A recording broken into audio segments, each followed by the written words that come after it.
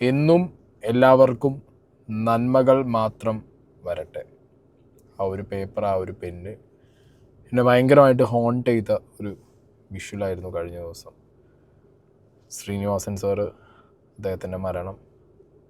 ഈ ഒരു വിഷ്വൽ, ധ്യാൻ ശ്രീനിവാസൻ്റെ കയ്യിലുള്ള ആ ഒരു പേപ്പറും പെന്നും അതിലുള്ള എഴുത്ത് ആൻഡ് അദ്ദേഹത്തിൻ്റെ ആ ഒരു അവസാന നിമിഷം ആ പേപ്പറും പെന്നും അദ്ദേഹത്തിനോടുകൂടി അവർ വയ്ക്കുന്നത്. ചില മനുഷ്യന്മാരെങ്ങനെ അറിയോ, അവർ ജീവിച്ചിരിക്കുമ്പോൾ തന്നെ അവരെന്താന്നുള്ളത് ഡിഫൈൻ ചെയ്തിട്ടുണ്ടാവും. ഓക്കെ, അവരുടെ മരണശേഷം പ്രത്യേകിച്ച് വേറെ ആൾക്കാരൊന്നും അവരെക്കുറിച്ച് സംസാരിക്കേണ്ടതായിട്ടുള്ള അവസ്ഥകളൊന്നും അവർ വെച്ചിട്ടുണ്ടാവില്ല. അങ്ങനത്തെ ഒരു ലൈഫ്, അത് എല്ലാവരുടെയും ഒരു ഡ്രീമായിരിക്കും. എൻ്റെയും വലിയൊരു ഡ്രീമാണ്. അതായത് നമ്മൾ ആരാന്നുള്ളത് നമ്മൾ ജീവിച്ചിരിക്കുമ്പോൾ തന്നെ നമ്മൾ തന്നെ ലോകത്തിന് കാണിച്ചു കൊടുക്കുക. ഓക്കെ, നമ്മളെ ചുറ്റുപാടുള്ളവർക്ക് നമ്മൾ അറിയിച്ചു കൊടുക്കുക. പിന്നെ നമ്മൾ ആരാന്നുള്ളത് പാടിപ്പറന്ന് നടക്കാൻ അല്ലെങ്കിൽ പറഞ്ഞ് നടക്കാൻ 10 ആളുടെ ആവശ്യമൊന്നും നമുക്കില്ല. ഇപ്പോൾ ശ്രീനിവാസൻ സാറിൻ്റെ മരണം സംഭവിച്ചു, നമ്മളെ വിട്ട് അദ്ദേഹം പോയി. ഈ ടൈമിൽ ഒരുപാട് പേര് എന്തുകൊണ്ട് നീ ശ്രീനിവാസൻ സാറിൻ്റെ ഈ ഒരു മരണസമയത്തുള്ള ആ ഒരു കാര്യങ്ങളെക്കുറിച്ചൊന്നും സംസാരിച്ചില്ല, അദ്ദേഹത്തിൻ്റെ വർക്കിനെ കുറിച്ച് സംസാരിച്ചില്ല. ഞാൻ ആരുമല്ല, I am no one. Because ഇത്രയും വലിയൊരു ലെജൻഡ്, ഇദ്ദേഹത്തിൻ്റെ ഓരോ വർക്കുകൾ, ഇദ്ദേഹം മലയാള സിനിമയിൽ നൽകിയൊരു കോൺട്രിബ്യൂഷൻ, സിനിമയിൽ മാത്രമല്ല ഇപ്പോൾ ഒരുപാട് പേര് ഇദ്ദേഹം പേഴ്സണൽ ലൈഫിൽ ഇദ്ദേഹം എങ്ങനെയായിരുന്നു അവരോട് എന്നുള്ളതൊക്കെ പറയുമ്പോൾ ദാറ്റ് ഡിഫൈൻസ് ഹിം. പ്രത്യേകിച്ച് ഇനിയിപ്പോൾ ഞാനായിട്ട് വന്നിരുന്ന് സംസാരിച്ച് ഇത് 10 ആളെ അറിയിക്കേണ്ട ആവശ്യമൊന്നുമില്ല. അദ്ദേഹം ജീവിച്ചിരുന്നപ്പോൾ തന്നെ എല്ലാവരെയും അറിയിച്ചിട്ടുണ്ട്. ഇനി അങ്ങോട്ട് അറിഞ്ഞോളൂ. ഇനി ഇന്നലെ നടന്ന കുറേ സംഭവങ്ങളെക്കുറിച്ചാണ് ഞാൻ സംസാരിക്കുന്നത്. Not here to say or elaborate about Sreenivasan sir's life or his works. ഇന്നലെ ഉണ്ടായ കുറേ കാര്യങ്ങൾ. ഒന്ന്, മീഡിയ. ആദ്യം മീഡിയനെ ക്രിറ്റിസൈസ് ചെയ്യുന്നുണ്ട് ഒരുപാട് പേര്. അതായത് ക്യാമറക്കാർ തള്ളിക്കയറുന്നു, ഓൺലൈൻ മീഡിയ തള്ളിക്കയറുന്നു. ഇങ്ങനെയാണോ ഒരു മരണ വീട്ടിൽ നടക്കേണ്ടത്? ഇതാണോ ഒരു മരണ വീട്ടിൽ സംഭവിക്കേണ്ടത്? നമ്മൾ എത്ര കാലമായിട്ട് ഇത് കാണുന്നുണ്ട്. This is inevitable. Why? Because ഒരു സെലിബ്രിറ്റി, അത് ഏത് ഫീൽഡിലുള്ള 10 ആളറിയുന്ന ദ സോ കോൾഡ് സെലിബ്രിറ്റി ടാഗിലിരിക്കുന്ന ഒരു വ്യക്തി മരിക്കുമ്പോൾ അവിടെ മീഡിയയുടെ പ്രസൻസ് എന്ന് പറയുന്നത് ആദ്യം മുതലേ ഒരു കൺട്രോളും ഇല്ലാതെ, ഒരു ഗൈഡ് ലൈൻസും വെക്കാതെ അതങ്ങനെ ആക്കി തീർത്തിരിക്കുകയാണ് നമ്മുടെ ഈ ഒരു സിസ്റ്റത്തിനകത്ത്.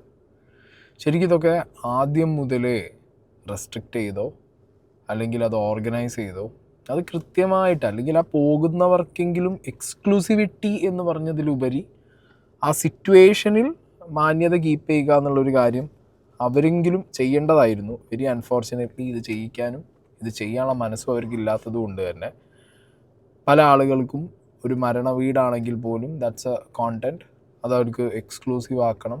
അതിനി ആ മരണ വീട്ടിൽ എത്ര മരവെച്ചിരിക്കുന്നവരുടെ കണ്ണീര് സൂം ചെയ്തിട്ടാണെന്നുണ്ടെങ്കിലും അവരത് എടുക്കുന്നുള്ള നിലയ്ക്കായി. അങ്ങനെ ആയി സൊസൈറ്റി. അത് പറഞ്ഞാൽ ഇന്നവിറ്റബിളാണ്.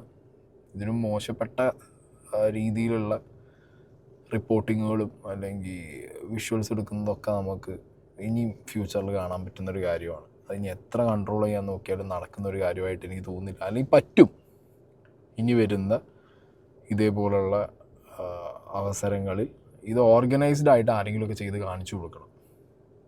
ഇന്നാ നടക്കും, അല്ലാത്ത പക്ഷം ഇതൊന്നും നടക്കൂല. ഇതൊക്കെ ഇങ്ങനെ തന്നെ ആയിരിക്കും. അപ്പോൾ പിന്നെ കമൻറ്റ് ബോക്സിൽ നമ്മൾ പോയിട്ട് മീഡിയനെ 10 തെറി വിളിച്ചിട്ടോ നിങ്ങൾക്ക് നാണോ മാനോ ഉണ്ടോ എന്ന് ചോദിച്ചിട്ടൊന്നും ഒരു കാര്യമുള്ളതായിട്ട് എനിക്ക് തോന്നുന്നില്ല. നല്ല രഞ്ജി പണിക്കരൊക്കെ അവിടെ കാണുന്ന ഭയങ്കര കഷ്ടപ്പെട്ടിട്ടുണ്ട് എല്ലാവരെയും ഒന്ന് കൺട്രോൾ ചെയ്യാൻ, ബട്ട് നടന്നിട്ടില്ല.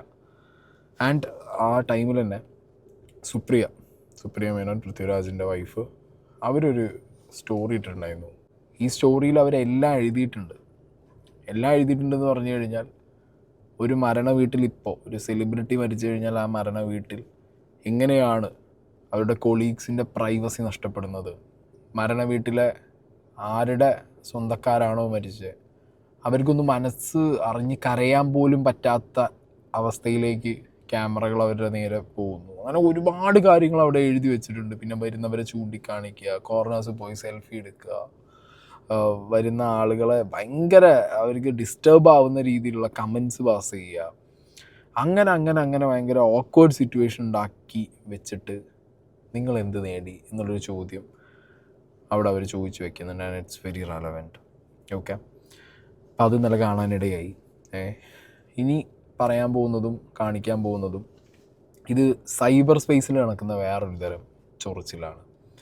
മുഖ്യമന്ത്രി പിണറായി വിജയൻ സഖാവ്, ഞാൻ ഒരുപാട് ഇൻ്റർവ്യൂസ് കണ്ടിട്ടുണ്ട്. ഈ മുഖ്യമന്ത്രി പിണറായി സഖാവിൻ്റെ ഇപ്പം മുഖ്യമന്ത്രി, അന്ന് മുഖ്യമന്ത്രി അല്ലാത്ത സമയത്തൊക്കെ ഇദ്ദേഹവും ശ്രീനിവാസനും തമ്മിലുള്ള ഇൻ്റർവ്യൂസൊക്കെ ഭയങ്കര രസമാണ്. ഇപ്പോൾ ഈ മരണശേഷം അങ്ങനത്തെ കുറേ വീഡിയോസൊക്കെ പോപ്പപ്പ് ചെയ്ത് വരുന്നുണ്ട്. നിങ്ങളും കണ്ടു കാണും, ഞാനും കണ്ടു. പിന്നെയൊക്കെ പണ്ട് കണ്ടതൊക്കെ ഓർമ്മകളെ ഉണ്ടായിരുന്നുള്ളൂ. പക്ഷേ ഇപ്പോൾ ഒന്ന് പൊടി തട്ടിയെടുത്തപ്പോൾ രസമുള്ള കുറേ ഇൻ്റർവ്യൂസാണ്. ദേ ആർ ക്ലോസ്, ഫാമിലി ആയിട്ടാണെങ്കിലൊക്കെ അവർ ക്ലോസ് ആണ്. അപ്പോൾ ഈ വിഷ്വലി ഞാനിവിടെ സൈഡിൽ വയ്ക്കുന്നുണ്ട്.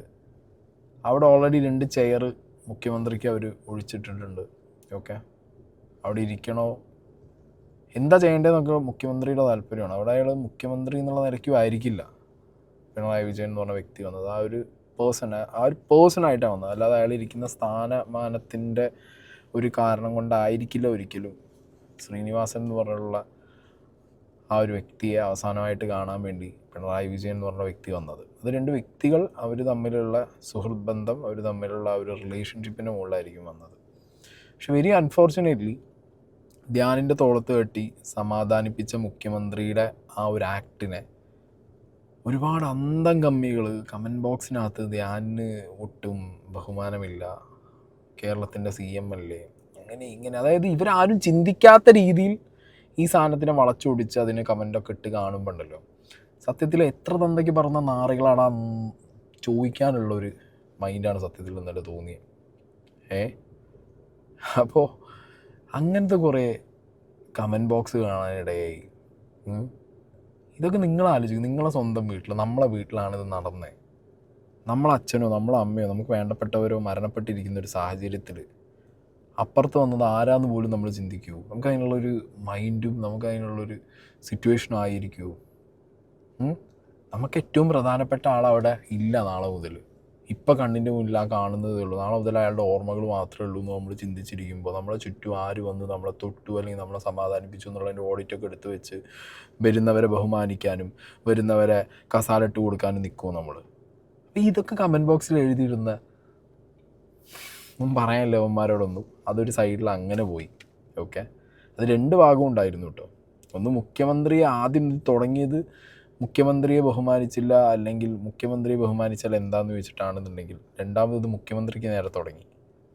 അതായത് ധ്യാനിനോട് അത് ഫുള്ള് കാണുന്നില്ല, ഇതിൻ്റെ വീഡിയോസൊന്നും ഫുള്ള് എവിടെയും വെക്കൊന്നുമില്ല. ജസ്റ്റ് ഒരു സ്ക്രീൻഷോട്ട് മാത്രം എടുത്തിട്ട് വെച്ചിട്ട് പറയും അച്ഛൻ്റെ മരണസമയത്ത് അവിടെ ഇരുന്ന് വിതുമ്പിയ ഈ ധ്യാൻ ശ്രീനിവാസനോട് എണീച്ച് കസാല മാറി കൊടുക്കാൻ പറഞ്ഞ മുഖ്യമന്ത്രി എന്നൊക്കെ രീതിയിൽ, അത് വേറെ രീതിയിലുള്ളൊരു നറേറ്റീവ് കൊണ്ടുവന്ന കുറേ ആൾക്കാർ. കഷ്ടമാണ് ഇതൊക്കെ. അങ്ങനെ ഒരു സൈഡിൽ അത് പോകുന്നു. പിന്നെയാണ് ചെകുത്താൻ. ഈ ചെങ്ങായിക്ക് ഒരു ലൈസൻസും ഇല്ല, അയാൾ എന്തും പറയും. അയാളുടെ എന്താ പറയുക, അയാൾക്കപ്പോൾ തൂന്ത് വിളിച്ച് പറയണമെന്നുള്ള ലൈനിൽ മാത്രം പോകുന്ന, അല്ലെങ്കിൽ അയാളെ കൺസിഡർ ചെയ്യാനേ അതിൻ്റെ ഒരു ആവശ്യമില്ല എന്ന് ഞാൻ വിചാരിച്ച് മാറ്റി നിർത്തിയ ഒരു വ്യക്തിയാണ് ഈ ചെകുത്താൻ എന്ന് പറയുന്നത്. ആദ്യ സമയങ്ങളിലൊക്കെ അയാൾ പറയുന്നതിൽ എന്തോ എന്ന് ചില കാര്യങ്ങളിലെങ്കിലും തോന്നിയിരുന്നു എന്നുണ്ടെങ്കിൽ, ഇപ്പം അയാളുടെ ആക്ട് കാണുമ്പോഴും അയാളുടെ സംസാരം കേൾക്കുമ്പോഴൊക്കെ അതുപോലും വേണ്ടിയിരുന്നില്ല എന്ന് തോന്നിപ്പോകുന്ന കുറേ കാര്യങ്ങൾ ചെയ്തു വെക്കുന്നത് കൊണ്ട് ഇയാൾ ഇന്നലെ അങ്ങനത്തെ ഒരു സാധനം കാണിച്ച് ഞാൻ ഇവിടെ ഒരു വീഡിയോ പ്ലേ ചെയ്യാം. ശ്രീനിവാസൻ മരിച്ചപ്പോഴേ ഇപ്പൊ പോസ്റ്റുകൾ എഴുതി വെക്കുന്നതാണ് റെസ്റ്റ് ഇൻ സിനിമ എന്ന്. അപ്പൊ റെസ്റ്റ് ഇൻ സിനിമ എന്ന് പറഞ്ഞാൽ ഇനിയിപ്പോ ബേക്കറി തൊഴിലാളിയാണ് മരിക്കുന്നതെങ്കിൽ റെസ്റ്റ് ഇൻ ബേക്കറി, ഹോട്ടലാണ് rest in hotel, rest in electricity board, rest in transport bus ഡ്രൈവറൊക്കെ വരെ കിളിയൊക്കെ മരിച്ചാലോ, അല്ല കണ്ടക്ടറൊക്കെ മരിച്ചു കഴിയുമ്പോ പിന്നെന്തുവാ, അങ്ങനെ ഒരുപാട്. പിന്നെ വേറെന്തൊക്കെയാ ഉള്ളത് ഇവിടെ? റെസ്റ്റ് ഇൻ ലുലുവിലെ സ്റ്റാഫൊക്കെ മരിക്കുമ്പോ റെസ്റ്റ് ഇൻ ഷോപ്പിംഗ് മോൾ എന്നിടുന്നായിരിക്കും, ലുലുവിനൊക്കെ ഇടുന്ന മനസ്സിലല്ലേ, സിനിമയെന്നല്ലേ പറഞ്ഞു. അപ്പൊ rest in shopping mall, rest in workshop, വേറെന്തൊക്കെയാ ഉള്ളത്? എല്ലാവർക്കും എല്ലാം കിട്ടിയില്ല. Rest in salon, rest in beauty parlour, beautician മരിക്കുമ്പോ സലൂണിൽ മുടിവെട്ട് മരിച്ചു കഴിഞ്ഞാൽ ഉടനെ റെസ്റ്റ് ഇൻ ബാർബർ ഷോപ്പ്, സലൂണായിപ്പോ എല്ലാം. റെസ്റ്റ് ഇൻ ഫ്രൂട്ട് ജ്യൂസ്, പിന്നെന്താ വേറെന്തൊക്കെയാ ഉള്ളത്? അങ്ങനെ അങ്ങനെ അങ്ങനെ അങ്ങനെ റെസ്റ്റ് ഇൻ ഓയോ, അത് ഓയോ റൂം തൊഴിലാളി മരിക്കുമ്പോ എടുത്തോണ്ട് പോടാ തീട്ടങ്ങളെ. ഓരോന്ന് എഴുതി ഒന്ന് വിടുക, വലിയ പറയുന്നില്ല ഞാനൊന്നും. ഓരോ എഴുതിക്കൊണ്ട് വരും ഓരോരുത്തന്മാർ. ഓരോരുത്തർ എന്തെങ്കിലും മരിച്ചാലും എന്തോ കാണിച്ചാലും ഉടനെ കുണയ്ക്കാൻ ഇറങ്ങും കുറെ എണ്ണം. അവന്റെ ഒരു റെസ്റ്റ് ഇൻ സിനിമ. ഒന്നാമത് ചെകുത്താൻ്റെ വിഷയം എന്ന് പറഞ്ഞാൽ സിനിമാക്കാരോട് പരമപുച്ഛം. അതിൽ തന്നെ മോഹൻലാലിനെ കണ്ടെടുത്ത അയാൾക്ക് ഒരു വേറെ വെറുപ്പാണ്. പിന്നെ ആകെ മൊത്തം ഒന്നും ആവാൻ പറ്റാത്തതിൻ്റെ ഭയങ്കരമായ ഫ്രസ്ട്രേഷൻ, അതിങ്ങനെ തീർത്തുകൊണ്ടിരിക്കണം. അതിന് തവള കരയണം, അതിനെ മേ എന്ന് പറഞ്ഞിട്ട് എല്ലാത്തിനും പറയണം. ഓക്കെ, പറയുന്നതിന് കുഴപ്പമൊന്നുമില്ല. പക്ഷെ പറയുമ്പോൾ ഒന്ന് ആലോചിച്ചിട്ട് പറയണ്ട. റെസ്റ്റ് ഇൻ സിനിമ എന്ന് ആരെങ്കിലും ശ്രീനിവാസൻ സാറിൻ്റെ കേസിൽ പറയുന്നുണ്ടെന്നുണ്ടെങ്കിൽ അതിലും വലിയ അർത്ഥത്തിലൊരു കാര്യം പറയാനുണ്ടോ അദ്ദേഹത്തിൻ്റെ മരണത്തിൽ? ആ പറയുന്നത് എന്തുകൊണ്ടാണ് പറയുന്നത് റെസ്റ്റ് ഇൻ സിനിമ? താൻ ഈ പറഞ്ഞ പോലെ rest in OYO, rest in barber shop, rest in Lulu mall, ഇങ്ങനെയാണോ അത് പറയുന്നത്? തനിക്ക് ഒന്നില്ലെങ്കിൽ അന്തവും വിവരവും കൂടിപ്പോയിട്ട് അതുകൊണ്ട് എന്തോ സംഭവിച്ചു പോയി, ഇല്ലെങ്കിൽ 10 ആൾ കാണാനും കേൾക്കാനും കുറച്ച് അറ്റൻഷൻ കിട്ടാൻ വേണ്ടി എന്തും വിളിച്ച് പറയുന്നുള്ള സ്കീം. ഇത്രയേ ഉള്ളൂ താൻ. റെസ്റ്റ് ഇൻ സിനിമ എന്ന് പറയാൻ കാരണം എന്താ? ഈ മഹാനടനെ അല്ലെങ്കിൽ ഈ ഒരു ടാലൻറ്റിനെ അദ്ദേഹം മലയാള സിനിമയ്ക്ക് കൊടുത്തൊരു കോൺട്രിബ്യൂഷൻസ് അത് കാലാകാലം അവിടെ നമ്മൾ കാണാൻ പറ്റും. കാലാകാലം അവിടെ നിൽക്കും. അത് ശ്രീനിവാസൻ സാറിൻ്റെ ഒരു ഡയലോഗോ അല്ലെങ്കിൽ അതിൻ്റെ ഒരു തരം ഇമ്പാക്റ്റ് ഇല്ലാതെ നമ്മുടെ ലൈഫ് ആരെങ്കിലും ഇപ്പോൾ എത്ര ജനറേഷൻ ജീവിച്ചിരിക്കുന്നുണ്ട് കേരളത്തിൽ? ആ ജനറേഷൻ എപ്പോഴെങ്കിലും ഇയാളുടെ ഒരു സിനിമയിൽ ഈ വ്യക്തി കൊടുത്തൊരു കോൺട്രിബ്യൂഷൻ കാണാതെയോ കേൾക്കാതെയോ പോകാൻ പറ്റുമോ? ഇല്ല. അപ്പം അങ്ങനത്തെ ഒരു മനുഷ്യൻ, അയാളുടെ മരണശേഷവും അയാൾ സിനിമയിലൂടെ ജീവിക്കുന്നു എന്ന് പറഞ്ഞതിൻ്റെ ഒരു സിംബോളിക് സാധനമാണ് റെസ്റ്റ് ഇൻ സിനിമ എന്ന് പറയുന്നത്. അത് നാളെ ബേക്കറിയിൽ ജോലി എടുത്ത് മരിക്കുന്ന ഒരാൾ ആ ബേക്കറി പോയിട്ട് റെസ്റ്റ് ഇൻ ബേക്കറി എന്ന് പറഞ്ഞു കഴിഞ്ഞാൽ അയാളെ കളിയാക്കലല്ലേ? പക്ഷേ ഇതൊരു കളിയാക്കലായിട്ട് എനിക്ക് തോന്നിയോ? അയാൾ ഉണ്ടടേ, ശ്രീനിവാസൻ എന്ന് പറഞ്ഞ ആളുടെ വർക്ക് അവിടെ ഉണ്ട്. അപ്പം നാളെ ചെകുത്താൻ മരിക്കുന്ന സമയത്ത് എല്ലാവരും വന്നിട്ട് റെസ്റ്റ് ഇൻ സോഷ്യൽ മീഡിയ എന്ന് പറഞ്ഞു കഴിഞ്ഞാൽ താൻ അവിടെ ഉണ്ട്, സോഷ്യൽ മീഡിയയിൽ താൻ ഉണ്ട് എന്നുള്ള ഒരു സാധനം ആണ് അവർ ഉദ്ദേശിച്ചതെന്ന് താൻ വിചാരിച്ചോ? പക്ഷെ പോയി നോക്കുമ്പോൾ എന്താ കാണുന്നത്? ഈ തീട്ടവും മലവും ഈ വൃത്തിയോട് പറയുന്നതുമാണ്. അല്ലാതെ വേറെ എന്തെങ്കിലും കോൺട്രിബ്യൂഷൻസ് ഉണ്ടോ? പറയാൻ മാത്രം ഉണ്ടോ? അല്ലെങ്കിൽ ഒരാളെ റെസ്പെക്റ്റ് ചെയ്യാൻ മാത്രം ഉണ്ടോ? എനിക്കും ഇല്ല. പക്ഷെ ആ മനുഷ്യനുണ്ട്. അപ്പം അതവർ പറയും. ഇതിനും വലിയൊരു ലെജൻഡ് മലയാള സിനിമയിൽ എവിടെ ഇരിക്കുന്നു എന്നുള്ളൊരു ചോദ്യം. ഇതിന് മുകളിലില്ല, ഒരു ലെജൻഡ് ഇല്ല. അത്രയും കോൺട്രിബ്യൂഷൻസ് ഈ മനുഷ്യൻ ചെയ്തിട്ടുണ്ട് മലയാള സിനിമയ്ക്ക്. അപ്പോൾ ആ മനുഷ്യനെ റെസ്റ്റ് ഇൻ സിനിമ എന്ന് പറയുമ്പോൾ അതിനെ വന്ന് കളിയാക്കിയിട്ട് അത് കളിയാക്കലാണെന്ന് ആരെങ്കിലും പറയുമ്പോൾ തനിക്കത് ആക്സെപ്റ്റ് ചെയ്ത്, അത് തൻ്റെ ഏറ്റവും വലിയ ഫെയിലിയർ എവിടെയാണ്? ക്രിറ്റിസിസം ആക്സെപ്റ്റ് ചെയ്യാൻ പറ്റാത്ത മനുഷ്യൻ, അയാൾ ഫെയിലിയറാണ്. അങ്ങനെ ഒരു ഫെയിലിയറിന് ഒന്നും ആരെയും റെസ്പെക്റ്റ് ചെയ്യാൻ പറ്റില്ല, ഒരാളുടെയും വാല്യൂ മനസ്സിലാവില്ല, ഒന്നും പറ്റില്ല, ഒന്നും ചെയ്യാൻ പറ്റില്ല. അയാൾ പിന്നെ മനുഷ്യനായിട്ട് ഇങ്ങനെ വെറുതെ പിണ്ടമായിട്ട് ഇങ്ങനെ പോകാനേ പറ്റൂ. അതാണിപ്പോൾ തൻ്റെ ജീവിതത്തിൽ നടന്നുകൊണ്ടിരിക്കുന്നത്. എനിക്ക് തന്നോട് പറയാനുള്ളൂ. ഇത്രയെങ്കിലും ഒന്ന് പറയണമെന്ന് തോന്നി. കാരണം അങ്ങനത്തെ പറച്ചിലാണ് ഇന്നലെയൊക്കെ പറഞ്ഞുകൊണ്ടിരിക്കുന്നത്. അങ്ങനെ പോട്ടെ. ഇനി അടുത്തത്, ഒരു സൈഡിൽ എന്താണ് ശ്രീനിവാസൻ എന്ന് പറഞ്ഞ മഹാനടന് സംഭവിച്ച ലൈഫിൽ? സിഗരറ്റ് വലി അതിൻ്റെ ഒരു എക്സ്ട്രീം ലെവലിൽ പോയ സമയത്ത് ആ മനുഷ്യന് ഉണ്ടായ ഒരു കൊളാപ്സ്, ആ മനുഷ്യൻ ഗോ ത്രൂ ചെയ്ത ആ ഒരു സിറ്റുവേഷൻ, മരണം ഓൾമോസ്റ്റ് സംഭവിച്ച് പിന്നെ തിരിച്ചു വന്നു. ശ്രീനിവാസൻ തന്നെ പറഞ്ഞിട്ടുണ്ട്. ഇത് ഡയറക്റ്റായിട്ട് പറഞ്ഞാൽ മതി.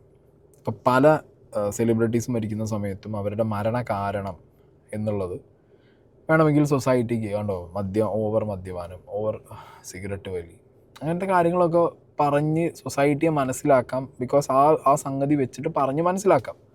പക്ഷെ ഇന്നലെയൊക്കെ നടന്നത് എന്താ അറിയോ? ഇന്നലെ നടന്നത് ഞാൻ അങ്ങനെ നോക്കുന്ന സമയത്ത് ക്രൈമിലൊരു വീഡിയോ, ശ്രീനിവാസൻ മരിച്ചതല്ല കൊന്നതാണ്. ഓക്കെ, നിങ്ങൾ പറയാൻ ഉദ്ദേശിച്ചത് ഈ സിഗരറ്റ് വലി അതിലൂടെ വന്നിട്ടുള്ള രോഗാവസ്ഥ ഇതാണെന്നുള്ളത് ആ വീഡിയോ കണ്ടാലും മനസ്സിലാവില്ല. 10-22 മിനിറ്റുള്ള വീഡിയോ ആണ്. ആ വീഡിയോൻ്റെ ഒരു 18ാമത്തെ മിനിറ്റിലോ 19ാമത്തെ മിനിറ്റിലോ കണ്ടാണ് അതിനെക്കുറിച്ചൊന്നും നിങ്ങൾ പറഞ്ഞിട്ട് പോകുന്നത്. അറ്റ്ലീസ്റ്റ് ആ മരിച്ച വ്യക്തിയോടൊരു മാന്യത കാണിക്കുക എന്ന് പറഞ്ഞു കഴിഞ്ഞാൽ, ഇപ്പോൾ മറുനാടിലൊക്കെ ഉണ്ട്, പുകച്ച് മരിച്ചു, ശ്രീനിവാസൻ മരണം ചോദിച്ചു വാങ്ങിയത് ഇങ്ങനെ. ആ ഒരു തംബ്നെയിലിനോട് ഞാൻ യോജിക്കുന്നില്ല. ബട്ട് ആ കണ്ടൻറ്റിന് തുടക്കം മുതൽ മറുനാടനിൽ പറയുന്നത് സിഗരറ്റ് വലി കൊണ്ട് ആ മനുഷ്യന് സംഭവിച്ച അദ്ദേഹത്തിൻ്റെ അവസ്ഥയാണ്. അത് ഇന്നാളാർക്കും സംഭവിക്കരുത്. സ്ട്രൈറ്റ് അവേ കാര്യം പറയുന്നുണ്ട്. പക്ഷേ തംബ്നെയിൽ വാസ് ലൈക്ക് എനിക്ക് അക്സെപ്റ്റബിൾ അല്ല. മറ്റേ തമ്മിൽ ഒട്ടും ആക്സെപ്റ്റബിൾ അല്ല. ശ്രീനിവാസൻ മരിച്ചതല്ല, കൊന്നതാണ്. അത് എന്നിട്ട് അതിനകത്ത് വീഡിയോനകത്ത് ഇരുന്നിട്ട് ഇവർ പറഞ്ഞ ഒരു പോർഷൻ ഞാനിവിടെ വയ്ക്കാം. കേട്ട് കഴിയുമ്പോൾ നമ്മൾ സത്യത്തിൽ ഞെട്ടിപ്പോവും. കൊലപാതകമോ, ശ്രീനിവാസന് വിഷം കൊടുത്താ, ഇങ്ങനെയായി പോവും നമ്മൾ. ശ്രീനിവാസൻ മരിച്ചതല്ല, അദ്ദേഹത്തെ കൊന്നതാണ്. അതും വെറും കൊലയല്ല, വിഷം കൊടുത്ത് കൊന്നതാണ്. ഇത് ഇങ്ങനെ പറഞ്ഞു കഴിഞ്ഞാൽ ഇത് സത്യമാണോ? ഇതിന് ഒരുപാട് തെളിവുകളുണ്ട്. എന്തുകൊണ്ട് 69 വയസ്സുള്ള ശ്രീനിവാസൻ ബെഡ് റിഡനായി എന്നുള്ളതാണ് ഏറ്റവും പ്രധാനപ്പെട്ടുള്ള ചോദ്യം. ആ ചോദ്യത്തിൽ നിന്നാണ് നമുക്ക് മനസ്സിലാക്കാൻ വേണ്ടിയിട്ട് സാധിക്കുക, ഒരു നിഗമനത്തിലെത്താൻ വേണ്ടിയിട്ട് സാധിക്കുക, ശ്രീനിവാസൻ മരിച്ചതല്ല, അദ്ദേഹത്തെ കൊന്നതാണ്. ആ കൊന്നത് ആരാണ്, ആ കൊന്നതിന് പിന്നിലുള്ള യഥാർത്ഥ വില്ലൻ ആരാണ് എന്നുള്ളത് ശരിക്കും പറഞ്ഞു കഴിഞ്ഞാൽ എല്ലാ പ്രബുദ്ധ മലയാളികളും മനസ്സിലാക്കേണ്ടതും തിരിച്ചറിയേണ്ടതുമായിട്ടുള്ള ഒരു കാര്യമാണ്. പ്രത്യേകിച്ചും മാധ്യമങ്ങളും അത് തിരിച്ചറിയേണ്ടതുണ്ടെന്ന് തോന്നുന്നു, അല്ലേ? ഇപ്പോൾ അദ്ദേഹം ഒരു എഴുത്തുകാരനാണ്. അദ്ദേഹത്തിനെ കുറിച്ച് പറയുമ്പോൾ അതുകൂടെ നമുക്ക് പറയണം. അതായത് ഇവർ അക്കരെ എന്ന് പറയുന്ന ഒരു സിനിമ അമേരിക്കയിൽ ചെയ്യാൻ പോകുന്ന അവസരത്തിൽ പ്രിയദർശനാണ് ആ പടം സംവിധാനം ചെയ്യുന്നത്. അമേരിക്കയിൽ ചെന്നിറങ്ങുമ്പോൾ ഫുൾ സ്ക്രിപ്റ്റഡ് ആയിട്ട് ശ്രീനിവാസൻ എഴുതുന്ന സ്ക്രിപ്റ്റ് കാണാനില്ല. ഇവർ പാഴ്സൽ ഒക്കെ അമേരിക്കയിൽ പോയി വിമാനത്താവളത്തിൽ നിന്ന് എടുക്കുമ്പോൾ അപ്പോൾ ആ എഴുതിയ സ്ക്രിപ്റ്റ് എഴുതിയ ഫയൽ കാണാനില്ല. അവസാനം ഇവരെല്ലാവരും ഷൂട്ടിങ് കഴിഞ്ഞ് അമേരിക്കയിൽ സ്ഥലം കാണാനും എടുക്കാനും നടക്കുമ്പോൾ ശ്രീനിവാസൻ അടച്ചിട്ട മുറിയിൽ സിഗരറ്റ് കൂമ്പാരങ്ങളുമായി ഇരുന്നാണ് അദ്ദേഹം ഇരുന്ന് എഴുതിയത്. ശ്രീനിവാസൻ മരിച്ചതാണ് എന്ന് പലരും വിശ്വസിക്കുന്നുണ്ടെങ്കിൽ അത് തെറ്റാണ്. ശ്രീനിവാസൻ യഥാർത്ഥത്തിൽ കൊന്നതാണ്, കൊന്നത് തന്നെയാണ്. അതിൽ യാതൊരു തരത്തിലുള്ള സംശയമില്ല. അതും വിഷം നൽകി അദ്ദേഹത്തെ കൊല്ലുകയായിരുന്നു. ഇത് പ്രബുദ്ധ മലയാളികൾ യഥാർത്ഥത്തിൽ തിരിച്ചറിയണം. മമ്മൂട്ടിയിൽ നിന്ന് അതുകൊണ്ട് നമുക്ക് മാതൃകയാക്കാനുള്ളത് അതാണ്. ബഹുമാന്യനായിട്ടുള്ള നമ്മുടെ ഇന്ത്യൻ പ്രധാനമന്ത്രി നരേന്ദ്രമോദിയിൽ നിന്ന് നമുക്ക് മാതൃകയാക്കാനുള്ളത്, പഠിക്കാനുള്ളതും അത് തന്നെയാണ്. 2019 VM വിനുവിൻ്റെ ഒരു സിനിമയുടെ ഡബ്ബിങ്ങിനിടെ ഇദ്ദേഹം ശ്വാസം കിട്ടാതെ ബോധരഹിതനായി ഇദ്ദേഹത്തെ ആശുപത്രിയിൽ കൊണ്ടുപോയത്. അന്ന് യഥാർത്ഥത്തിൽ മരിക്കേണ്ടതായിരുന്നു ശ്രീനിവാസൻ. എന്തോ ഭാഗ്യം കൊണ്ട് അദ്ദേഹം മരിച്ചില്ല. അദ്ദേഹത്തിൻ്റെ 2ാം ജന്മമായിരുന്നു അത്. അദ്ദേഹം തന്നെ അത് പറയുന്നുണ്ട്, എൻ്റെ 2ാം ജന്മമാണ്. ഈ ഘട്ടങ്ങളിൽ ശ്രീനിവാസൻ നൽകിയ പല ഇൻ്റർവ്യൂകളിലും അദ്ദേഹം വ്യക്തമായിട്ട് പറയുന്നുണ്ട്, പുകവലി ശീലം, എൻ്റെ പുകവലി ശീലമാണ് എന്നെ ഈ അവസ്ഥയിലേക്ക് എത്തിച്ചിരിക്കുന്നത്. നമുക്ക് മനസ്സിലാക്കാൻ പറ്റുന്നൊരു രോഗം എന്ന് പറയുന്നത് ട്രിപ്പിൾ വെസൽ ഡിസീസ് എന്ന് പറയുന്ന ഈ ഹാർട്ടിൻ്റെ ആർട്ടറീസിൽ ബ്ലോക്ക് സംഭവിക്കുന്ന ഒരു രോഗമാണ് ശ്രീനിവാസന് സംഭവിച്ചിരിക്കുന്നത്. 2022 അദ്ദേഹത്തിന് ബൈപ്പാസ് സർജറി ഇതിൻ്റെ ഭാഗമായിട്ട് നടത്തി. പിന്നീട് ആ സർജറിക്ക് ശേഷം ആരോഗ്യം പരിപൂർണമായിട്ടും ശോഷിച്ചു. അദ്ദേഹത്തിൻ്റെ കോലം നമ്മൾ കണ്ടതാണ്. പലർക്കും വിഷമം തോന്നി അദ്ദേഹം ആ ഒരു അവസ്ഥയിൽ എത്തിപ്പെട്ടത്. ആ അവസ്ഥയിൽ ശ്രീനിവാസനെ എത്തിച്ചത് ആരാണ് എന്നുള്ളതാണ് യഥാർത്ഥത്തിൽ ഈ ഘട്ടത്തിൽ നമ്മൾ പരിശോധിക്കേണ്ട ഒരു പ്രധാനപ്പെട്ടിട്ടുള്ളൊരു കാര്യം. കേട്ടല്ലോ, ഇവർ ഉദ്ദേശിച്ചു വരുന്നതെന്താ, ശ്രീനിവാസൻ എന്ന് പറഞ്ഞ മഹാനടൻ അദ്ദേഹത്തിൻ്റെ കലാപരമായിട്ടുള്ള അതിന് ഇൻവോൾവ് ചെയ്ത സമയങ്ങളിൽ, പ്രൊഡക്റ്റീവായിട്ടുള്ള സമയങ്ങളിൽ സിഗരറ്റ് വലിച്ചു കൂട്ടി ആ സ്ട്രെസ്, ആ ടെൻഷൻ ഓവർകം ചെയ്യാൻ വേണ്ടിയിട്ട് അയാൾ അതിന് അഡിക്റ്റായി. പിന്നെ വാർദ്ധക്യത്തിൻ്റെ ഒരു തുടക്കം മുതൽ അദ്ദേഹത്തിന് അതിൻ്റെ സ്ട്രഗിളുകൾ വന്നു. ലൈഫിൻ്റെ ഒരു പീരിയഡിൽ കൊളാപ്സായി, വീണ്ടും തിരിച്ചു വന്നു. അങ്ങനെയാണത്. അതാണ് പറയേണ്ടത്. അപ്പോൾ നിങ്ങൾ ഇങ്ങനത്തെ ലഹരികൾ ഉപയോഗിക്കരുത്, ഇതിന് അഡിക്റ്റ് ആവരുത് എന്നുള്ളത് പറഞ്ഞു വെക്കേണ്ട സ്ഥലത്ത് നിങ്ങളൊരുമാതിരി, ഇതിപ്പോൾ നിങ്ങളെ വീഡിയോ കാണുന്നവരൊക്കെ സത്യത്തിൽ തെറ്റിദ്ധരിക്കും ആ രീതിയിൽ. അതായത് ഇതൊക്കെ ഒരു ഡിസ്റെസ്പെക്റ്റ് ആണ് ഒരാളോട്, മനസ്സിലായില്ലേ? കാണുന്ന ആരെങ്കിലും അപ്പോൾ ആരാ കൊന്നേ എന്നൊക്കെ ചിന്തിക്കുന്നതൊക്കെ ഭയങ്കര മോശം പരിപാടിയാണ്. ഇങ്ങനത്തെ കാര്യങ്ങൾ കാണിക്കുന്നതൊക്കെ എനിക്കെന്തോ പേഴ്സണലി യോജിക്കാൻ പറ്റില്ല. അത് കണ്ടുകൊണ്ടാണ് ഞാൻ എടുത്ത് വെച്ചത്. പിന്നെ ശ്രീനിവാസൻ എന്ന് പറഞ്ഞല്ലോ, ഇദ്ദേഹം മലയാള സിനിമയ്ക്ക് തന്നൊരു കോൺട്രിബ്യൂഷൻ നമ്മൾ മലയാളികൾക്ക്, അതായത് ഭയങ്കര റിയാലിറ്റി ആസ്പെക്റ്റിൽ ചിന്തിക്കുമ്പോൾ നമുക്ക് നമ്മുടെ വീട്ടിൽ നടക്കുന്ന സംഗതി, നമ്മളെ ചുറ്റുപാടുള്ളവർ സംസാരിക്കുന്ന കാര്യങ്ങൾ, ഇങ്ങനെ റിലേറ്റ് ചെയ്യാൻ പറ്റുന്ന ഒരുപിടി കഥാപാത്രങ്ങളും കഥയും അതൊക്കെയാണ് ഈ എന്താ പറയുക, സംഭവത്തിൻ്റെ കോൺട്രിബ്യൂഷൻ എന്ന് പറയും. സംഭവം എന്ന് പറയും ഞാൻ ഈ മനുഷ്യന്. ആസ് എ നടൻ, as a director, as a writer, ഇയാളൊരു സംഭവമാണ്. ഈ മനുഷ്യൻ നമുക്ക് തന്നിട്ട് പോയത് അതൊക്കെയാണ്. ഇതിലുപരി ഇദ്ദേഹത്തിൻ്റെ ഇൻ്റർവ്യൂസിലൊക്കെ ദൈവത്തിനെക്കുറിച്ചും മതങ്ങളെക്കുറിച്ചൊക്കെ ഇദ്ദേഹം സംസാരിക്കുന്ന കുറേ കാര്യങ്ങളുണ്ട്. അതൊക്കെ എന്ന് പറഞ്ഞു കഴിഞ്ഞാൽ ഞാനൊക്കെ സത്യത്തിൽ ആ ഒരു ലൈനാണ്. ഈ മനുഷ്യൻ പറഞ്ഞ ലൈൻ ചിന്തിച്ച് ജീവിക്കുന്ന ഒരാളാണ്. ഈ മനുഷ്യൻ്റെ വാക്കുകൾ എന്നെ ഒരുപാട് ഇൻസ്പയർ ചെയ്തിട്ടുണ്ട്. നാട്ടിലുള്ള ഒരു പെൺകുട്ടിയുമായിട്ട് ഒരു പ്രണയമുണ്ടായി. ഈ സാമ്പത്തികമൊന്നും നോക്കിയിട്ടല്ലല്ലോ പ്രണയിക്കുന്നത്, പ്രണയിച്ചു പോവുകയാണല്ലോ. ആ സമയത്ത് ഇന്നസെന്റ് പുള്ളി എൻ്റെ കയ്യിൽ ഒരു 400 രൂപ തന്നു. ഞാൻ ചോദിച്ചു, നിങ്ങളുടെ കയ്യിൽ പൈസയൊന്നുമില്ലല്ലോ, ഇത് എവിടുന്ന് ഈ 400 രൂപ കിട്ടി? അപ്പോൾ പുള്ളി പറഞ്ഞു, ആലീസിന്റെ വള, ഈ വളക്ക് മാർവാടിയുടെ കടയിൽ കിടന്നിട്ട് നല്ല ശീലമുള്ള വളയാ, നീ കൊണ്ടുപോയിക്കോ എന്ന് പറഞ്ഞു. അങ്ങനെ ആ 400 രൂപയും കൊണ്ടാണ് ഞാൻ നാട്ടിലേക്ക് എത്തുന്നത്. വൈകുന്നേരമായപ്പോൾ അമ്മ പറഞ്ഞു, അവിടെ കഴുത്തിലൊരു താലി കെട്ടണം, സ്വർണത്തിന്റെ താലി കെട്ടണം. ഞാൻ പറഞ്ഞു, സ്വർണത്തിന്റെ താലി കെട്ടാൻ എൻ്റെ കയ്യിൽ പൈസയൊന്നുമില്ല, നടക്കില്ല, അതില്ലാതെ പറ്റില്ല എന്ന് പറഞ്ഞിട്ട് അമ്മ ഒരുപാട് ഭാഷ വെച്ചു. ഞാൻ മമ്മൂട്ടിയുടെ അടുത്ത് പോയി, രാത്രിയാണ്. അപ്പോൾ ഞാൻ പറഞ്ഞു, ഇങ്ങനെ നാളെ എൻ്റെ കല്യാണമാണ്, നാളെ റേസ് ഓഫീസിൽ വെച്ചിട്ട് ആരെയും ക്ഷണിക്കുന്നൊന്നുമില്ല, എനിക്കൊരു 2000 രൂപ വേണം, ഒരു ആവശ്യമുണ്ടെന്ന് പറഞ്ഞു. അപ്പോൾ 2000 രൂപ അദ്ദേഹം തന്നു. അങ്ങനെ ഞാൻ ഇതുകൊണ്ട് സ്വർണത്തിൻ്റെ ഒരു താലി വാങ്ങിച്ചു. രജിസ്റ്റർ ഓഫീസിൻ്റെ വരാന്തയിൽ വെച്ചാണ് ഞാനത് എൻ്റെ ഭാര്യയായ അവരുടെ കഴുത്തിൽ കെട്ടുന്നത്. അപ്പോൾ ഞാൻ പറഞ്ഞത് ഇത്രയുമാണ്, ഒരു ക്രിസ്ത്യാനി തന്ന 400 രൂപ, മുസ്ലിമായ മമ്മൂട്ടി തന്ന രൂപയ്ക്ക് ഹിന്ദുവായ പെൺകുട്ടിയുടെ കഴുത്തിൽ ഞാൻ കെട്ടിയ സ്വർണത്താലി. എന്ത് മതം, ആരുടെ മതം, എവിടെയുള്ള മതം, ഒന്നിലും നമ്മൾ വിശ്വസിക്കാതിരിക്കുന്നത് നല്ലത്, അല്ലെങ്കിൽ എല്ലാത്തിലും വിശ്വസിക്കണം. ഞാൻ ദൈവത്തിൻ്റെ ആളൊന്നുമല്ല. ദൈവത്തിൽ വിശ്വസിക്കുന്നില്ല. ദൈവത്തിൽ വിശ്വസിക്കാൻ തക്ക ദൈവങ്ങളൊന്നും എൻ്റെ മുമ്പിൽ വന്നില്ല. അതാ പ്രശ്നം. ജെറാൾഡ് റൂഡ് എന്ന് പറയുന്ന ഒരു തത്വചിന്തകനുണ്ട്. അദ്ദേഹം പറഞ്ഞത് എനിക്ക് വലിയ ഇഷ്ടമുള്ള സംഗതി എന്ന് വെച്ചാൽ, ദൈവം ഉണ്ടോ ഇല്ലയോ എന്ന് എനിക്കറിയില്ല, ഇല്ലാതിരിക്കുന്നതാണ് ദൈവത്തിൻ്റെ അന്തസ്സിന് നല്ലത്.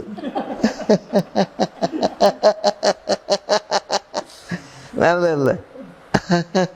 കാരണം ദൈവത്തിനെ പറ്റിയിട്ട് ഓരോ ആൾക്കാർ ഇല്ലാത്ത മഹത്വങ്ങളൊക്കെ പറഞ്ഞ് ദൈവത്തെ എവിടെയോ നിർത്തിയിരിക്കാം.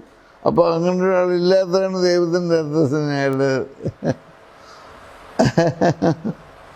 ഒന്നും നമ്മൾ വിചാരിച്ച പോലെയല്ല നടക്കുന്നത്, അതല്ലേ വിധി, അല്ലേ? നിമിത്തങ്ങൾ. അപ്പം കഥ പറയുമ്പോൾ എന്ന് പറഞ്ഞ സിനിമയിലൊക്കെ മമ്മൂട്ടി പറയുന്നത് നിമിത്തത്തിനെ പറ്റി പറയുന്നതാണ്. ഞാനിവിടെ ഈ സ്കൂളിൽ എത്തിച്ചേരുക എന്നുള്ളത് ജീവിതത്തിലൊരു നിമിത്തമായിട്ട് ഞാൻ കാണുന്നു. അത് തന്നെയാണ് എൻ്റെ ഇത്. എല്ലാം കാര്യം നിമിത്തങ്ങൾ, അത് വിധിയാണെന്ന് എനിക്കറിഞ്ഞൂട. ഇങ്ങനെ പല സാഹചര്യങ്ങളിൽ പല സമയങ്ങളിലായിട്ട് ശ്രീനിവാസൻ എന്ന് പറഞ്ഞ ഈ മലയാളം കണ്ട ഒരു സംഭവം പറഞ്ഞു വെച്ച ഒരുപാട് കാര്യങ്ങളുണ്ട് ഈ മതത്തിനെ കുറിച്ചും ദൈവത്തിനെ കുറിച്ചൊക്കെ. ഭയങ്കര എനിക്ക് പേഴ്സണലി റിലേറ്റ് ചെയ്യാൻ പറ്റുന്ന കാര്യമാണ്. ഇങ്ങനെ ഒരുപാട് ആളുകൾ പറയുന്ന കാര്യങ്ങളൊക്കെ എന്നെ ഭയങ്കരമായിട്ട് പേഴ്സണൽ ലൈഫിൽ ഇങ്ങനത്തെ സാധനങ്ങൾ ഹിറ്റ് ചെയ്തിട്ടുണ്ട്. മനസ്സിലായോ? കാരണം ഇവരൊക്കെ പറയുമ്പോൾ ഞാനിങ്ങനെ ആലോചിക്കും, ശരിയാണല്ലോ, ഇവരൊക്കെ ചിന്തിക്കുന്ന പോലെയാണല്ലോ ഞാനും ചിന്തിക്കുന്നത്. എന്ത് ദൈവം, എന്ത് മതം, ആ ഒരു ലൈൻ ഉണ്ടല്ലോ, നമ്മളാണെല്ലാം, എൻഡ് ഓഫ് ദ ഡേ ഞാനാണെല്ലാം. ഞാൻ അങ്ങനെ ചിന്തിക്കുന്ന ഒരാളാണ്. നമ്മൾ നല്ല ചെയ്താൽ നല്ലത് കിട്ടും, നമ്മൾ പൊട്ട ചെയ്താൽ പൊട്ട കിട്ടും. ദാറ്റ്സ് കർമ്മ. അപ്പോൾ ഈ കർമ്മ ദൈവമല്ലേ എന്ന് ചോദിക്കുമ്പോൾ, ഞാൻ കർമ്മ എന്ന് പറയുമ്പോൾ പലരും എന്നോട് കർമ്മ ദൈവമല്ലേ എന്ന് ചോദിക്കും. വാട്ട് ഈസ് കർമ്മ? ഞാൻ ചെയ്യുന്ന പ്രവൃത്തികളാണ് എൻ്റെ കർമ്മ. മനസ്സിലായോ? അത്രേ ഉള്ളൂ. അതിനപ്പുറം എനിക്കിത് ഡിഫൈൻ ചെയ്യാൻ പറ്റില്ല. അപ്പോൾ അങ്ങനെയുള്ളൊരു മനുഷ്യൻ ആ ഒരു വഴിക്ക് കൂടി നിങ്ങൾ ആലോചിച്ച് നോക്കൂ. Cinema, apart from cinema, real ലൈഫിൽ ഈ മനുഷ്യൻ ഭയങ്കര ഇൻസ്പയറിംഗ് ആയിട്ട് ഒരുപാട് പേരുടെ മുന്നിൽ ഉണ്ട്. ഓക്കെ, പിന്നെ ഇതൊന്നും പറയാതെ എനിക്ക് ഈ വീഡിയോ നിർത്താൻ പറ്റില്ല. നിങ്ങൾ ഈ ഫോട്ടോ കാണണം. ഇതിനകത്ത് കാണുന്നത് ഹൈദർ അലിയാണ്. ഒരുപാട് പേര് ഒരുപാട് പ്രാവശ്യം ഇൻ്റർവ്യൂസിലാണെങ്കിലും ഇയാളുടെ വീഡിയോസിലാണെന്നുണ്ടെങ്കിലും കുത്തിത്തിരിപ്പ്, ഹൈഡ്രോളി എന്നൊക്കെ പറഞ്ഞ് ഇയാളെ ഭയങ്കരമായിട്ട് വിമർശിച്ചിട്ടുണ്ട്. ഓക്കെ, പലപ്പോഴായിട്ട് ഞാനും ചില വിമർശനങ്ങളൊക്കെ വീഡിയോനകത്ത് നടത്തിയിട്ടുണ്ട്. പക്ഷെ ഇന്നലെ ആ വീട്ടിൽ കണ്ട പല ക്ലിപ്പിലും നിങ്ങൾ ഹൈദർബായിനെ കണ്ടു കാണും. ഈ മനുഷ്യൻ ആ ഫാമിലിയോട് നിന്നൊരു നിൽക്കലുണ്ട് ആ വീഡിയോനകത്ത്. ധ്യാൻ്റെ ഒപ്പാണെങ്കിലും അമ്മയുടെ ഒപ്പാണെങ്കിലും വിനീതിൻ്റെ കൂടെയാണെങ്കിലും ഒക്കെ. ദാറ്റ് ഈസ് സംതിങ് ഡിഫറെൻറ്റ് മാൻ. ഇത് ഇങ്ങനെയാണ് മനുഷ്യന്മാരെന്ന് പറയുന്നത്. മനസ്സിലായി? അയാളുടെ തൊഴിലിൻ്റെ ഭാഗമായിട്ട് അയാൾ ചെയ്യുന്ന കാര്യങ്ങൾ അയാൾ ചെയ്യുന്നതാണ്. That's something different. പക്ഷെ ഇങ്ങനത്തെ സിറ്റുവേഷനിൽ ഇതേപോലെ ഒപ്പം കൂട്ടി നിർത്താനും കൂടെ നിൽക്കാനും ഒക്കെ പറ്റുന്ന ആളുകൾ, അത് ഭയങ്കരമാണ്. മനസ്സിലായില്ലേ? പല സിനിമാ വേദികളിലും സിനിമാ പ്രോഗ്രാമുകളിലും ട്രോൾ മെറ്റീരിയൽ മാത്രമായിട്ട് കാണുന്നൊരു വ്യക്തി, അദ്ദേഹം എന്നുള്ള ആ സിറ്റുവേഷൻ ഹാൻഡിൽ ചെയ്തതും ആ ഫാമിലി അദ്ദേഹത്തിനോട് വെച്ചൊരു ട്രസ്റ്റൊക്കെ നമുക്ക് കാണുമ്പോണ്ടല്ലോ, അത് ഭയങ്കരമാണ്. അപ്പോൾ ഇദ്ദേഹത്തിനെ വിമർശിക്കാനും ട്രോളാനും ഉള്ളവർ ഇതും കൂടി ഒന്ന് കാണണം. ഇന്നലെ ആ പേപ്പറും പെന്നൊക്കെ എടുത്തു കൊടുക്കുന്ന സമയത്ത് ഈ വ്യക്തി തന്നെയായിരുന്നു അടുത്തുണ്ടായിരുന്നത്. അവിടെ എല്ലാ കാര്യങ്ങൾക്കും കോർഡിനേറ്റ് ചെയ്യാനും മാനേജ് ചെയ്യാനും. അവിടെ ഒന്നും നിങ്ങൾക്ക് തോന്നുന്നുണ്ടോ ഹൈദരലി എന്ന് പറഞ്ഞ വ്യക്തി 10 ക്യാമറയിൽ പെടാൻ വേണ്ടി ചെയ്ത കാര്യങ്ങളാണ് എന്നുള്ളത്? അങ്ങനെ വിചാരിക്കുമോ നിങ്ങൾ? വിചാരിക്കരുത്, അങ്ങനെ തോന്നാൻ പാടില്ല നമുക്ക്. കാരണം അതൊക്കെയാണ് പേഴ്സണൽ, എന്താ പറയുക, നമുക്ക് നമ്മളെ ആളുകൾ എന്നുള്ള നിലയ്ക്ക് നമ്മൾ ചെയ്യുന്ന കാര്യങ്ങൾ. നമുക്ക് സംതിങ് പേഴ്സണൽ, വെരി പേഴ്സണലാണ് അതൊക്കെ. അപ്പോൾ പലപ്പോഴായിട്ട് പലരും വിമർശിച്ചിട്ടുള്ള ഒരു മനുഷ്യൻ്റെ ഈ ഒരു സൈഡ് കണ്ടപ്പോൾ അതും കൂടി നിങ്ങളിലേക്ക് എത്തിക്കണം എന്ന് തോന്നി. അതുകൊണ്ടാണ് ഞാൻ ഈ കാര്യം കൂടി ടുവേർഡ്സ് എൻ്റെ പറഞ്ഞത്. എന്താണെങ്കിലും അങ്ങനെ ഒരാളും കൂടി അങ്ങോട്ട് പോയി മലയാള സിനിമയിൽ നിന്ന്. ഒരുപാട് പേര് പോയിട്ടുണ്ട്. ഒരുപാട് മുഖങ്ങൾ നമ്മൾ ഒരുപാട് കാണണമെന്ന് ആഗ്രഹിച്ച, കേൾക്കണമെന്ന് ആഗ്രഹിച്ച ഒരുപാട് പേര് മലയാള സിനിമയിൽ നിന്ന് പോയിട്ടുണ്ട്. ഇനി ഒരുപാട് പേര് പോവും, നമ്മളും പോവും. ഓക്കെ, ഇതിങ്ങനെ പേടിച്ചിരിക്കേണ്ട കാര്യമൊന്നുമല്ല. എന്തായാലും മരിക്കും. പക്ഷെ ജീവിക്കുമ്പോൾ ജീവിക്കുക, ഇത്രേ പറയാനുള്ളൂ. ഞാനൊക്കെ ഇപ്പം അങ്ങനെയാണ് പോകുന്നത്. ലൈഫായിട്ട് അങ്ങോട്ട് അതെന്തോ അങ്ങോട്ട് ജീവിക്കുക. അതിൽ ഗുഡ് ഓർ ബാഡ്, ആർക്കും ഉപദ്രവം പറ്റാത്ത രീതിയിൽ സംഭവിക്കാൻ നമ്മളൊരു കാരണമാകാത്ത രീതിയിൽ മുന്നോട്ട് പോകാൻ പറ്റിയാൽ ഇറ്റ്സ് വെൽ ആൻഡ് ഗുഡ്. ഞാൻ റിയാക്ഷൻ വീഡിയോ ചെയ്യുന്ന ഒരാളാണ്, ഇങ്ങനത്തെ ടോപ്പിക്കുകളെടുത്ത് സംസാരിക്കുന്ന ഒരാളാണ്. എവിടേക്കോ കഴിഞ്ഞൊരു കുറച്ച് വർഷം അല്ലെങ്കിൽ ഒരു ആഫ്റ്റർ ബിഗ് ബോസ് ഒക്കെ ഭയങ്കരമായിട്ടുള്ളൊരു ക്ലെൻസിങ് പ്രോസസ്സ് എനിക്ക് നടന്നിട്ടുള്ളത് എനിക്കും തിരിച്ചറിയുന്നുണ്ട്. എനിക്ക് തോന്നുന്നു എൻ്റെ പ്രേക്ഷകർക്കും തിരിച്ചറിയാൻ പറ്റുന്നുണ്ട്. പല സമയങ്ങളിൽ പല സമയങ്ങളിൽ കണ്ടൻറ്റ് എന്നൊക്കെ പറഞ്ഞിട്ട് പോയൊരു ടൈമൊക്കെ എനിക്കും ഉണ്ടായിട്ടുണ്ട്. ബട്ട് ദാറ്റ് കർമ്മ it's me in A different level. പക്ഷെ ഇപ്പം ഞാൻ ചെയ്യുന്ന പ്രവൃത്തികളോ അല്ലെങ്കിൽ ഞാൻ പറയുന്ന കാര്യങ്ങളിലോ എനിക്കൊരു ക്ലാരിറ്റി വന്നു തുടങ്ങിയിട്ടുണ്ട്, എനിക്കൊരു ഷാർപ്നെസ് വന്നു തുടങ്ങിയിട്ടുണ്ട്. ഐ വിൽ മേക്ക് ഷുവർ എൻ്റെ കർമ്മയൊന്നും എനിക്ക് തിരിച്ചു വരില്ല എന്നുള്ളത്, നല്ലത് മാത്രമേ ഒരു പൊട്ട വരില്ല എന്നുള്ളത് ഐ വിൽ മേക്ക് ഷുവർ. മനുഷ്യൻ്റെ ജീവിതമാണ്, ഹാപ്പി ആയിട്ടിരിക്കാൻ ശ്രമിക്കുക. പറ്റുമോന്നും അറിയില്ല. ഒരു സിറ്റുവേഷനിൽ ചിലപ്പോൾ നമുക്ക് പല ഡൗൺസ് വരും. പക്ഷേ എല്ലാ ഡൗണിനും ഒരു അപ്പ് ആൻഡ് ഡൗൺ ചിന്തിച്ച് മുന്നോട്ട് പോവുക, അത്രേ ഉള്ളൂ. പിന്നെ ഹെൽത്തി ആയിട്ട് ഇരിക്കാൻ നോക്കുക, ഫിസിക്കലി മെൻ്റലി. That's human. അതാണ് മനുഷ്യൻ എന്ന് പറയുന്നത്. ഫിസിക്കലി മെൻ്റലി ഒരു ഇക്വിലിബ്രിയത്തിൽ വന്നാലേ മനുഷ്യനായിട്ട് നിൽക്കൂ. അല്ലാത്ത പക്ഷം ജസ്റ്റ് ജീവിച്ച് തീർക്കുന്ന ഒരു പാവ പോലെ ആയിപ്പോവും. രണ്ടും കീപ്പ് ചെയ്യാൻ നോക്കുക. ഓക്കെ, സോ ഒരു ലെജൻഡ് കൂടി നമ്മൾ വിട്ടു പോയി.